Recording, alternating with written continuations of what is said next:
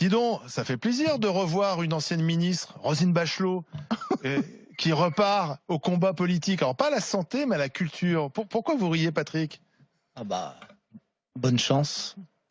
Aux artistes ou à bonne chance aux artistes, au monde de la culture. Ah bon ouais. Bah moi, on l'a eu. On n'a pas gardé un très bon souvenir d'elle au passage quand elle a été ministre de la Santé, parce que en fait, c'est elle qui a cassé la gouvernance dans l'hôpital. C'est elle qui a monté la tarification à l'activité. C'est elle qui a engendré toutes les principales fermetures de lits et d'hôpitaux. Moi, j'avais pas de très bonnes relations avec elle. Elle m'avait traité de tous les noms quand on avait commencé à monter un mouvement social parce que les urgences n'allaient pas déjà à l'époque. Donc, et d'un point de vue social, elle a jamais rien compris.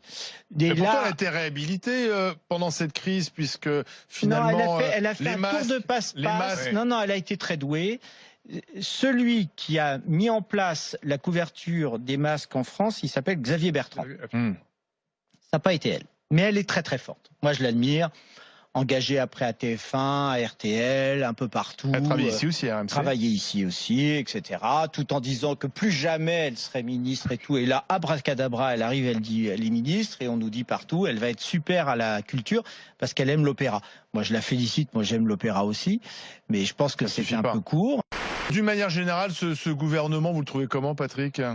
Moi, je pense qu'on nous a mis 2 leurres qui nous permettent de papoter là. On parle de Roselyne Bachelot, on peut parler du Dupond-Moretti, etc. On nous a mis 2 leurres pour éviter de parler des véritables problèmes. Nous sommes au bord d'une crise sociale monstrueuse. Nous avons des échéances majeures dans le pays, notamment la réindustrialisation. Il y a une très belle photo derrière toi sur l'hôpital. Il faut absolument retrouver la souveraineté de notre pays sur la sécurité sanitaire, c'est-à-dire qu'on fabrique nous-mêmes nos masques, qu'on achète français, qu'on fabrique nos propres médicaments. D'accord, comme ça on sera garanti des effets des médicaments qu'on achète, parce que pour l'instant il y a des molécules qu'on achète à l'étranger, on ne sait pas ce que ça fait, notamment d'Inde et de Chine, d'accord, et d'avoir des respirateurs et du matériel pour les réanimations médicales et les urgences qui soient fabriqués en France. À peu près 90% du matériel qu'on utilise à l'hôpital, il est fabriqué à l'étranger. Retrouvons la souveraineté. Donc du coup, il y a vraiment cet enjeu de la réindustrialisation.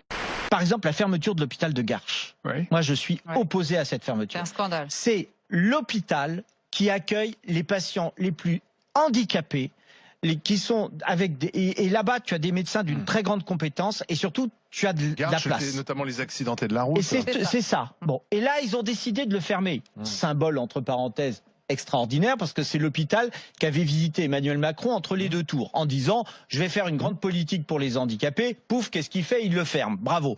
D'accord? Il ne faut pas fermer cet hôpital. Parce que d'un coup, on va fermer des centaines de lits, d'accord, entre Bichat, Beaujon, Garches. On ne sait pas où on mettra les malades. Donc du coup, rien que sur Paris, Beaujon, Bichat, Garches, en proximité, Jean Verdier, Hôtel-Dieu. Et l'Hôtel-Dieu, oui. Et l'Hôtel-Dieu. Et Hôtel-Dieu, ils veulent le vendre, d'accord, une partie à vendre. À des grands promoteurs immobiliers. On a l'impression, c'est-à-dire qu'on nous a vendu pendant toute la crise, on se dit on va faire un monde nouveau, on va rebâtir quelque chose de nouveau, etc. Moi, j'étais le premier à dire d'accord, chiche, le célèbre, quoi qu'il en coûte. On y a cru. Là, rien.